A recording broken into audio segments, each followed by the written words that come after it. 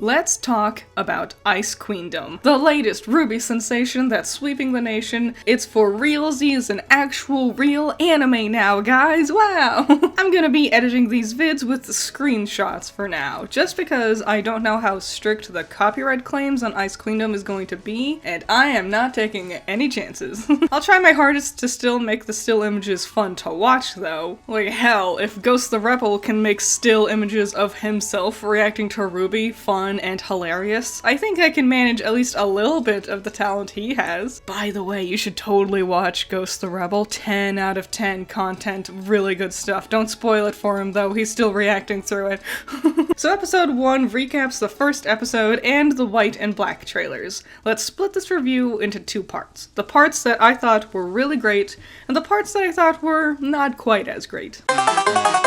The animation is absolutely gorgeous. That's my biggest disappointment with these still images. I cannot accurately show you how great the animation is. It is so pleasing to look at. The character designs are stunning in the style too, and it just looks so nice. Now as for major plot beats, it follows the episode nearly one-to-one. A lot of the lines of dialogue and even the shots and action scenes the characters do are exactly the same as the original, which is really nice. I love the attention to detail. It shows that Studio Shaft really cared about being faithful to the original product. It makes me wonder how many of these things might change when the English dub finally comes out. After all, just translating the original English lines into Japanese is one thing. It's going to be different taking those Japanese lines and then redubbing it back into English, because it might not line up right with their lip flaps. In English, it might take longer or shorter to say compared to Japanese, and I bet that's why the English dub ended up getting delayed.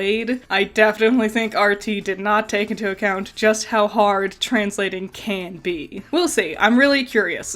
Salem's whole origin story looks a lot nicer while still utilizing a storybook aesthetic for the whole thing, and I really love how the first character we actually see is RWBY. Her little monologue to Summer's grave is not only sweet, but it's a great way to establish RWBY's character. All 4 of our main girls get really great character establishment, all with just a few minute changes to dialogue. Whether it's dialogue that they say to themselves, or it's dialogue someone else says about them. There's a lot of little quality of life improvements here too. I think it was smart starting the story off with all 4 girls getting their acceptance into Beacon, and making it much more clear that's what Weiss's fight with the Armageddon was about. It's also great getting a lot of these secondary characters set up this early. It's nice getting to see Weiss's home life now, rather than implying some of it here and there, but really waiting 3 to 4 years to get a glimpse of what her living situation is. It gives Weiss a lot more depth to her backstory right from the get-go, which will definitely be important for this series, I'm pretty sure. Same with Tai and Zwei, but mostly for the sweet moment of getting to see him send the girls off as they depart for Beacon. It's nice to know right from the very start that all 4 girls have extremely different home lives. We even get a little glimpse of all of Team Juniper at the very end, and that's really great. It helps set up the rest of our supporting cast without making Jean feel like a self-insert. RWBY's fight against Torchwick and the goons was hands down the best action of the whole episode. In fact, all of RWBY's adventure in Vale was spectacular. She not only was able to casually establish the island of Patch, the city of Vale, her love of weapons, and the technological advancements of the world of Remnant, she also led to Torchwick bringing up the word semblance in episode 1. Definitely a much better time to say the word semblance rather than the middle of the Jean arc. Again, that quality of life thing I was mentioning, establishing and setting up these important elements and world-building details right away. Though nothing about the dialogue really explained what a semblance actually is, but the viewer isn't dumb. If you're watching the scene and you don't know anything about RWBY, you can probably figure out that a semblance is related to RWBY's Rose Tornado maneuver. Moving on to just the little things, I liked seeing all 4 girls boarding the airship to Beacon, rather than just being RWBY and Yang. I also really like the duality of Blake and Weiss looking at their reflections as they board. And finally, the background music was just 10 out of 10. Very different from the original show, but very charming and or epic, which was just nice. While I understand it wouldn't have really fit the pacing of the episode or the flow of the events, it was still a little bit of a shame that we didn't even get a hint of the red or yellow trailers here. Hell, Yang is the only one who has yet to use her weapon out of the 4 main girls. Even in Ice Queendom, poor Yang is getting shafted. Ozpin's whole discussion with RWBY was weirdly super short. I don't know, I prefer how much he seemed to really connect with RWBY in the original. Also, I liked RWBY's optimistic confidence while talking to Ozpin there too. Here in Ice Queendom, she's not even certain it is Professor Ozpin she's talking to. Weirdly cut short, but like, I understand why they trimmed it down so much. Of all the events of episode 1, I don't think anyone was really clamoring for all of RWBY's interrogation.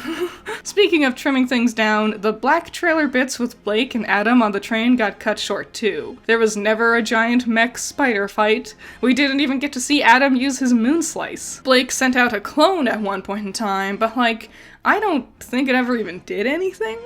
If it did, I didn't see it, and that's not a very good way to highlight what her semblance's abilities are. And like, okay, so hear me out. The animation is very beautiful, and RWBY's fight looks incredible, but Weiss versus the Armagigas and Blake on the train just did not live up to the choreography from the original trailers. Same with Glinda at the end of the episode. And I know it's ironically a limitation of the medium. There's just so much more you can do with a 3D model versus something drawn in 2D. They weren't bad fights, but it was impossible for me to not compare them to Monty's masterful prior work. Blake's gun whip was especially slow and really bland looking. Some of the backgrounds didn't really gel well with the characters either, but that was only in a few shots here and there. Also, I found this incredibly hilarious. These 3D models, not looking too hot.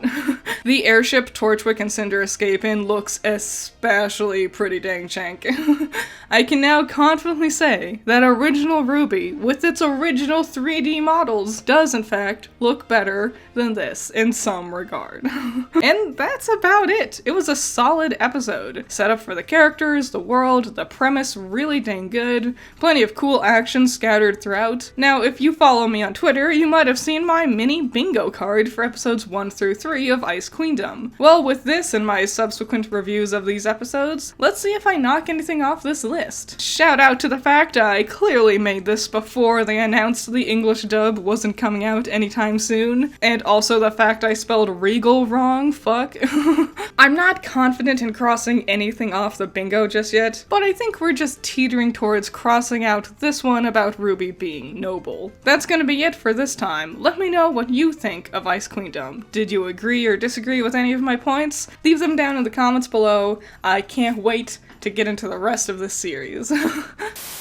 What have you become? I am what you made me.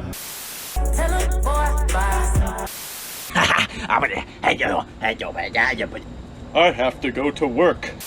Shout out to my $10 patrons, you're all amazing. Nako, James Dodds, Cool Duck, Andrew, Ramiel, Valhalla Knight, Chamomile, Classy Critic, Trey Not Dre, Noah Perkins, Sunny Shy, Azoth, Great Bar, Pentamenta, Jake, Storm, Amber, Hype Man, Luno, Zero to Hero, Keithan, Isaiah, Joseph, Scaring Crows, Blue Wiz, Danny Boy, Mary, and Messiah. So yeah, thanks for watching this video. I hope you're excited. I'm gonna release these weekly to time up with the official release of the episodes. So my next one will be next week, and that'll be for episode 2, and it'll just help stretch out the episodes throughout these 3 weeks rather than having, 3 weeks of nothing while we're sitting around waiting for episode 4.